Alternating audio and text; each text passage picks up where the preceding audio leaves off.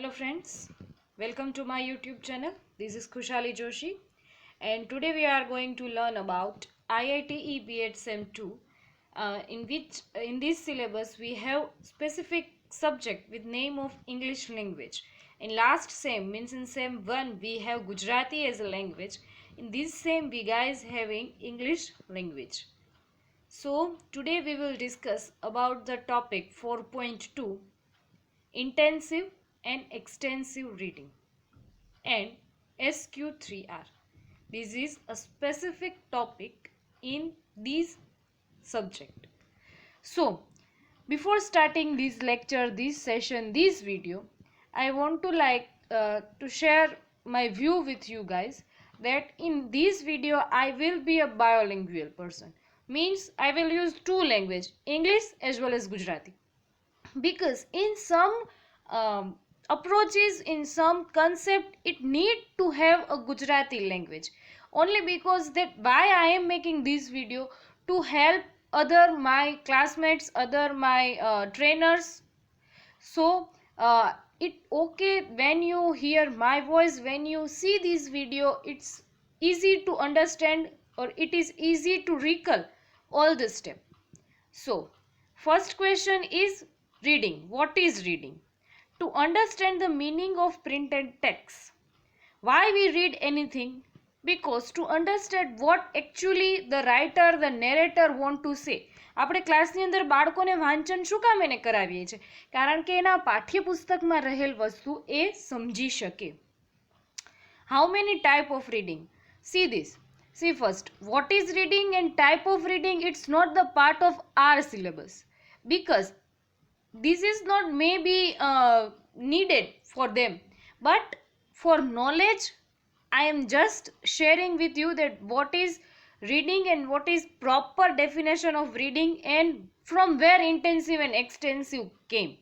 ઇન્સ્ટેન્સિવ અને એક્સટેન્સિવ ક્યાંથી આવ્યા? તો કે એક રીડિંગ છે, શું છે? તો ભાઈ રીડિંગનો એક પ્રકાર છે. અને એ કેવા? તો કે રીડિંગના પ્રકાર હોય ને, તો કેવા પ્રકાર છે? તો કે આ ચાર પ્રકાર છે. એમાંના પહેલા બે પ્રકાર આપણા સિલેબસની અંદર છે, intensive reading, extensive reading, skimming અને સ્કેનિંગ. આ વિડીયોની અંદર આપણે ઇન્ટેન્સિવ અને એક્સટેન્સિવ રીડિંગમાં ઊંડા ઉતરશું. We will discuss about only intensive and extensive reading deeply. So first we have meaning of intensive and extensive reading. First we have intensive reading. Intensive reading is a reading method wherein learners are supposed to learn the short text carefully and deeply so as to gain maximum understanding. Intensive શબ્દ કહે છે, નામ કહે છે, લક્ષણ કહેવાય છે. Intensive જે કામ આપણે ઇન્ટેન્શનથી કરીએ છીએ. હું આ વિડીયો શું કામ એને બનાવું છું? કારણ કે આ જે ફોર્મ્યુલા છે એ તમને બધાને સમજાવી શકું, હું આને સમજી શકું. મેં આ વાંચ્યું શું કામ?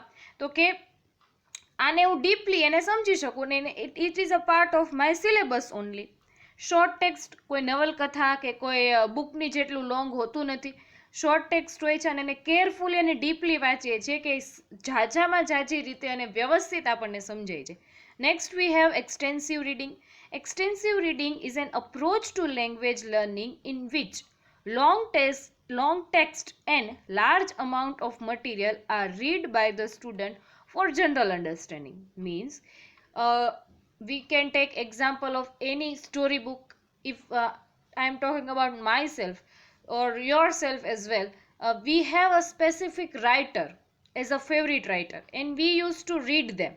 So we know that we haven't any kind of question from that book, but then also we read that book. Why? Just for our knowledge, just for our pleasure, nothing else. Extensive reading એટલે એવી વસ્તુ કે જેની અંદર કોઈ પણ સાહિત્ય ફક્ત આપણે આપણા શોખ માટે વાંચીએ છીએ, જે પરીક્ષાના ભાગરૂપે હોતું નથી.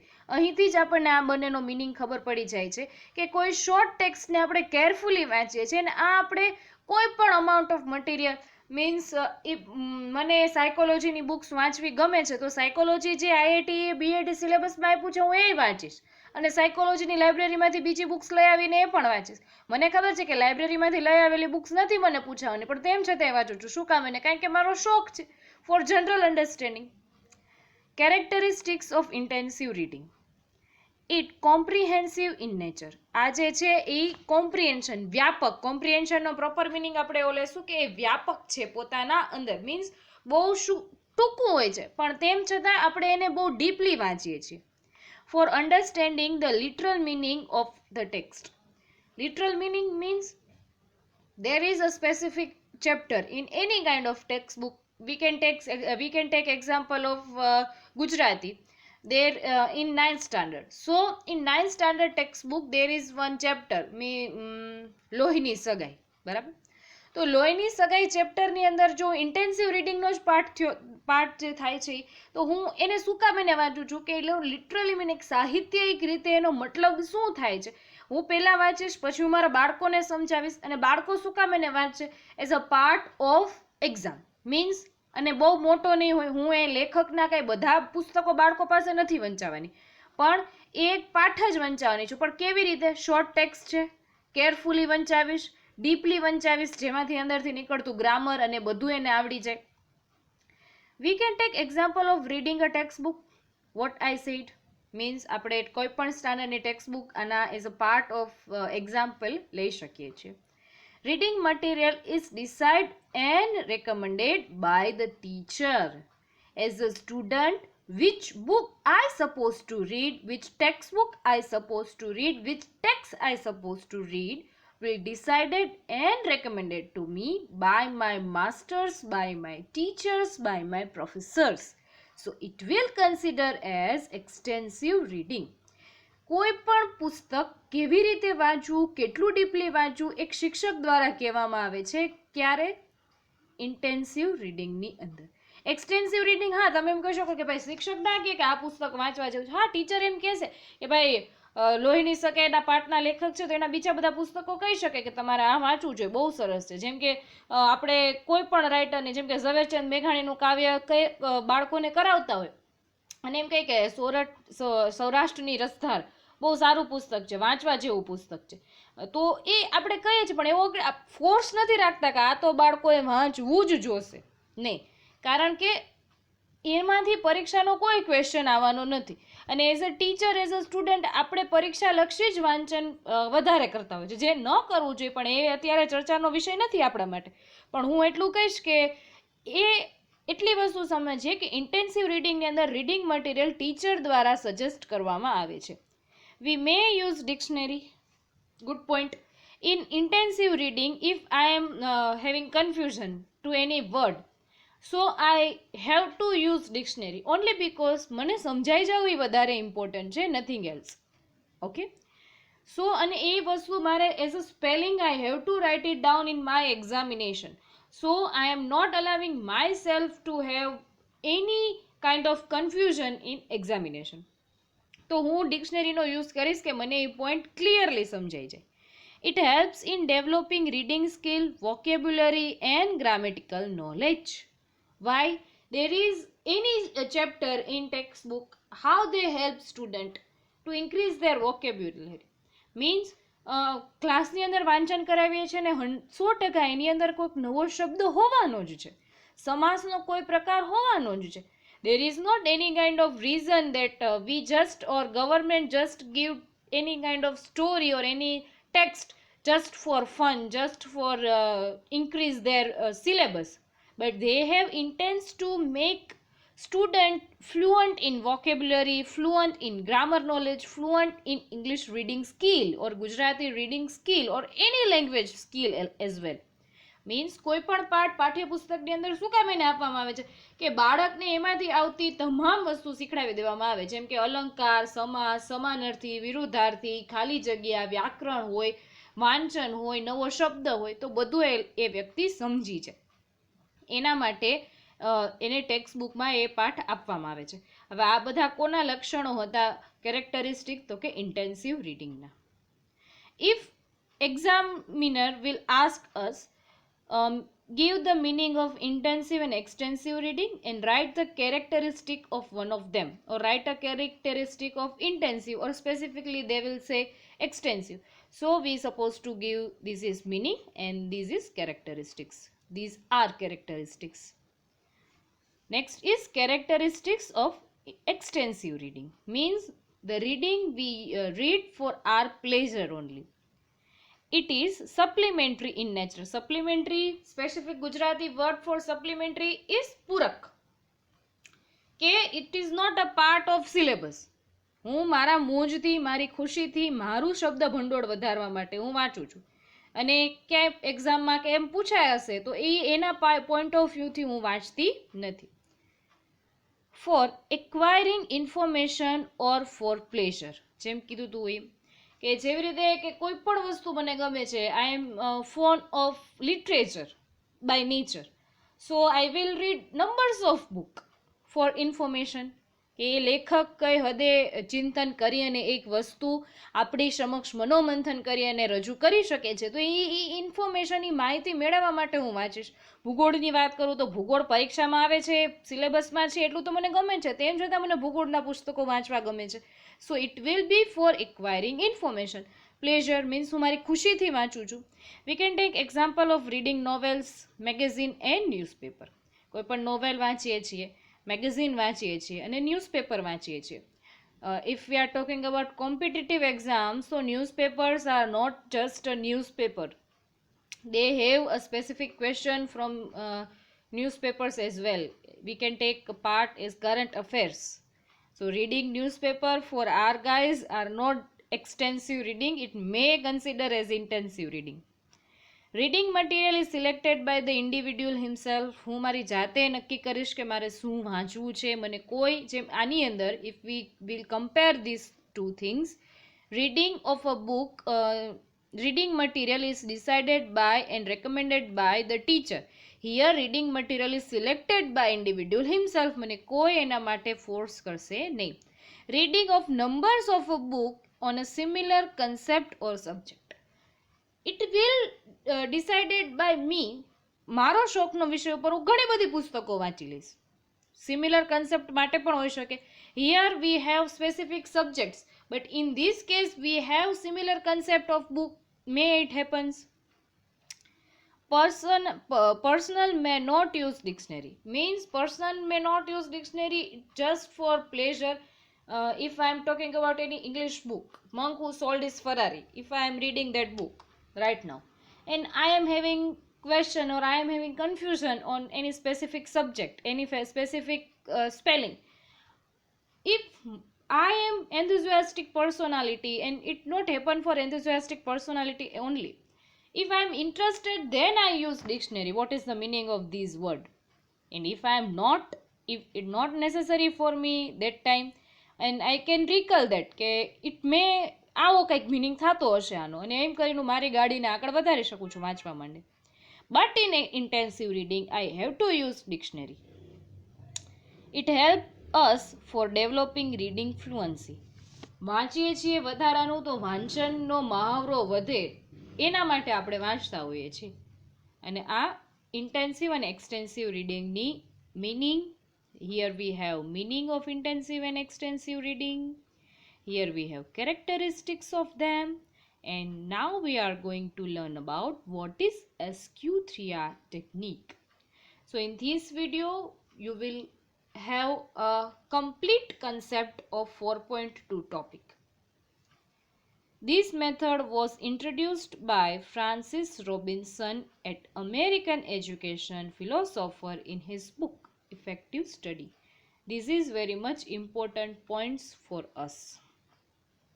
The person name Francis Robinson, who was the person American educational philosopher, in book Effective Study. Effective Study નામની બુકમાં આ માણસે Sq3r technique વિશે કહેલું હતું. This is a reading which helps student to efficiency and actively work on reading and understanding text. કે કોઈ વસ્તુ બહુ વ્યવસ્થિત રીતે એક એફિશિયન્સીલી કે એનાથી કંઈક વળે એવી રીતે વાંચી શકે, એના માટે એણે આ સ્ટેપ્સ આપેલા હતા. And according to me, we all have to, or all, it is just my suggestion, we have to use this step for our reading. So one of the basic thing of these 5 steps is, which are the 5 steps? First, survey, question, read, reset and review. So these two are survey and question are pre-reading. These are pre-reading steps, and last three are post-reading. This is very much important for us. Why? In examination we may have a question that which are pre-reading steps. So survey and question are pre-reading, first two are pre-reading and last four are post-reading. So let's discuss deeply about these steps. First we will discuss about survey. Rapid glancing over the book which the reader intend to read.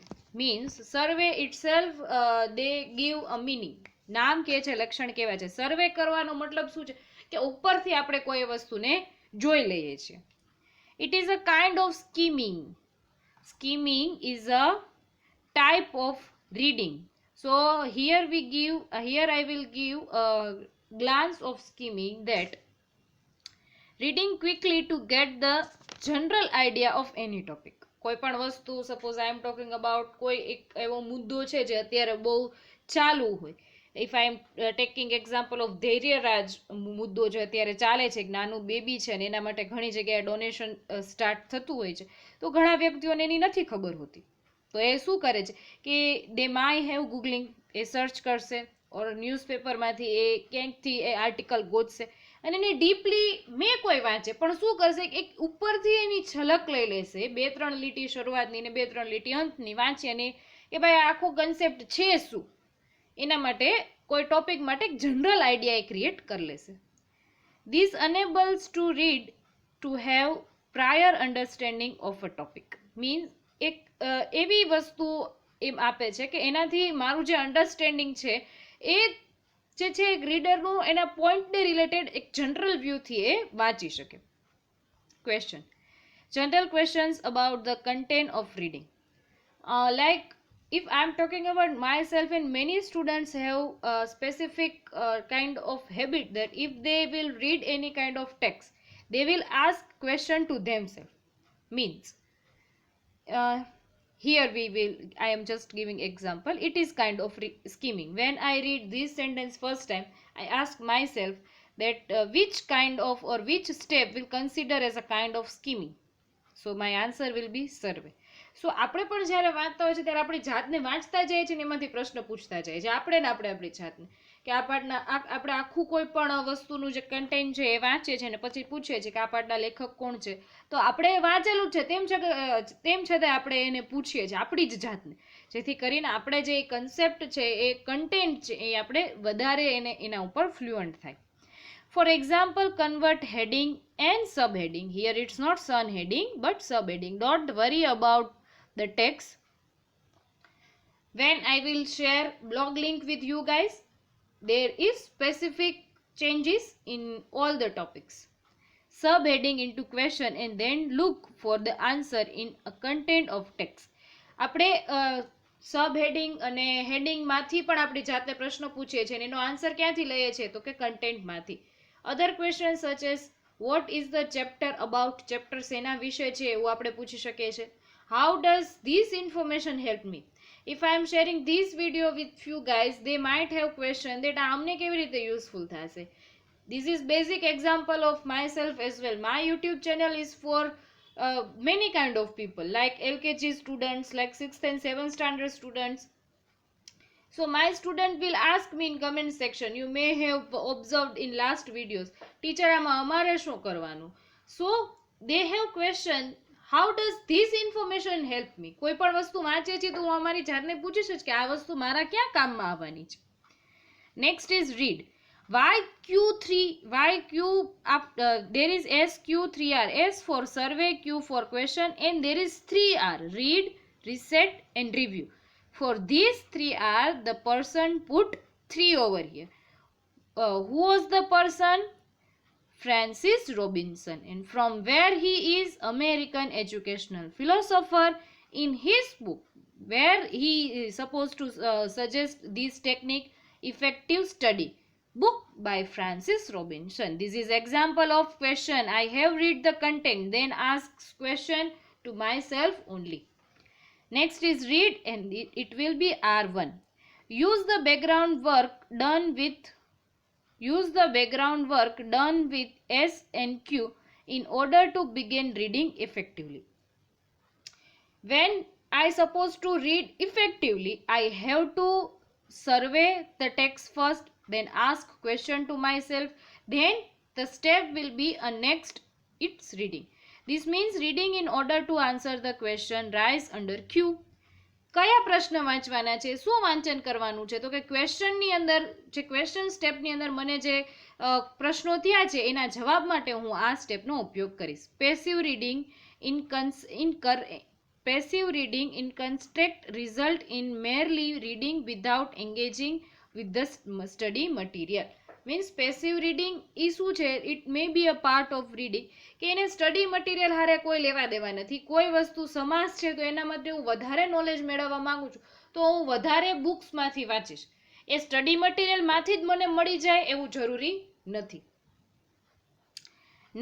Next is reset. This is R2. The second R refers to the part of knowledge as reset. The reader should try to reset from memory what was learned in same manner as telling someone else about the information. આપણે કે શું કામ એને વાંચીએ છીએ? Why I read this concept, I read this article to share information with you guys. કે હું કોઈને સમજાવવા માટે, કોઈને કહેવા માટે હું એને કેવી રીતે કરીશ? તો એને હું એક રીસેટ કરીશ અને એવી રીતે હું એને વાંચન કરીશ. It is important that reader use their own words in order to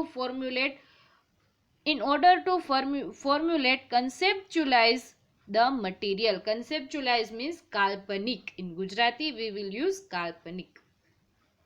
શબ્દ વાંચન પછી એવી રીતે ગોઠવવામાં આવશે કે જે મારા દ્વારા ગોઠવેલા હોય, મારા ખુદના શબ્દોમાં ગોઠવેલા હોય.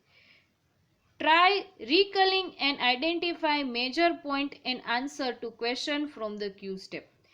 આમાં મેં આન્સર ગોતી લીધા, સ્ટેપ બાય સ્ટેપ આપણે જાય. કોઈ પણ ટેક્સ્ટ મારા હાથમાં આવ્યો, એના જનરલ અવેરનેસ માટે મેં સર્વે કરી લીધો, પછી એમાંથી મેં ક્વેશ્ચન્સ કાઢી લીધા. હવે એ ક્વેશ્ચનના જવાબ માટે મેં વાંચ્યું અને અહીંયા હું શું કરીશ? તો કે વાંચન કેવું હોવું જોઈએ કે મને આ સ્ટેપની અંદર જે પ્રશ્નો થયા હતા એનું મેં વાંચન કર્યું અને અહીંયા મને એના જવાબ મળી જવા જોઈએ. These reset step may be done either in an oral or written format and is related to the retrieval in boosting long-term memory for a material. If I am talking about myself, કે કોઈ પણ article મેં વાંચ્યો ને એની information મેં બીજા સાથે share કરી દીધી, એક વખત લખી નાખી અથવા તો બોલીને કોઈને સમજાવી દીધી, તો એ મને લાંબા સમય સુધી જે વસ્તુ છે એ યાદ રહી શકે એના માટે. Last is review. 3R3. The final R is review. Once you reach the end of passage, review the material by reading back or repeating back to yourself what the point of passage is using your own words. Means એક અંત સુધી પહોંચી ગયા પછી હું સમગ્ર પુનરાવર્તન કરીશ, રિવ્યુ લઈશ એનું કે આમાંથી હું શું શીખી અને એ જે રિવ્યુ છે, એ રિવિઝન છે, પુનરાવર્તન છે, એ મારા ખુદના શબ્દોમાં હશે. You may then repeat the process on second set of question. કે ફરીથી મને બીજા કોઈ ક્વેશ્ચન ઉદ્ભવશે, ફરીથી હું એને રીડ કરીશ, ફરીથી હું એને રીસેટ કરીશ અને પાછું એનું રિવિઝન કરીશ. આપણી જે વાંચવાની પ્રક્રિયા છે એની સાથે જ રિલેટેડ છે, વધારે જે છે એ અઘરું નથી. કોઈ પણ ટેક્સ્ટ હું પહેલાં વાંચીશ, પછી એમાંથી હું પ્રશ્નો ઊભા કરીશ, પછી એ પ્રશ્નોનું વાંચન કરીશ કે જે પ્રશ્નોના જવાબ મને ટેક્સ્ટની અંદરથી મળી જાય. એ જવાબ જે છે એ મારી અંદર આ રીસેટના ટોપિકમાં આવશે, જેને હું કોઈ સાથે શેર કરીશ અથવા એને લખીશ અથવા એને બોલીને પણ શેર કરીશ, જેનાથી એ મને લાંબા સમય સુધી યાદ રહે અને અંતમાં તમામ જે જવાબો છે, જે પ્રશ્નો છે એનું હું પુનરાવર્તન કરીશ. આઈ અઝ્યુમ ધેટ, ઓર હું આશા રાખું છું કે આજે મારો નાનકડો પ્રયાસ હતો એ તમને લોકોને સમજાણો હશે. If you like this video and if you like this blog as well, આ એક બ્લોગ છે મારો અને એની લિંક મેં ડિસ્ક્રિપ્શન બોક્સમાં ઓલરેડી એડ કરી દીધી છે ચેન્જીસ સાથે. સો તમને મારો આ પ્રયાસ ગમ્યો હોય તો please like, share and subscribe to my channel and we will meet after few days. So take care, have a nice day, C you all.